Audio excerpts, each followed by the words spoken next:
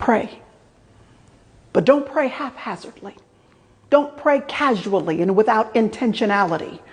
Pray in alignment with the truth of God. This takes attention. This takes forethought.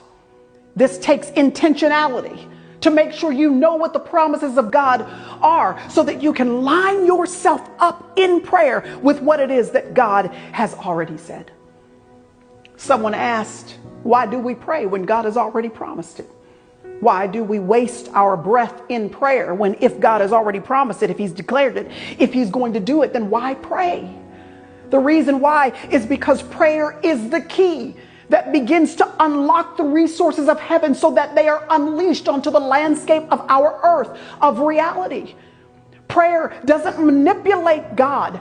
It just gives us access to the things that God already plans to do for us anyway. Prayer is this beautiful opportunity that he gives us to be a partner with him in seeing his kingdom come and his will being done on earth as it is in heaven.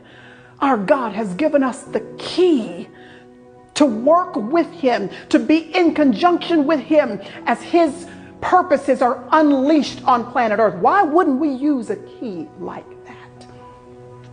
So when we see and hear and understand God's promises, it shouldn't dull our prayer life and make us lazy in prayer. Instead, it should ignite our prayer lives with an extra measure of confidence and assurance that we would otherwise lack.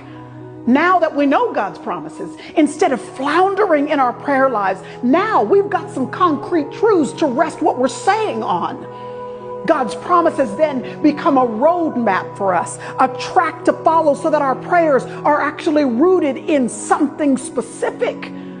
God's promises become an arrow that point us in the right direction, and in and of themselves, those prayers actually then become the destination too. You don't have to know the details of how everything is going to work out, but you can base every single prayer directly on the promises of God, because he is not a man that he should lie.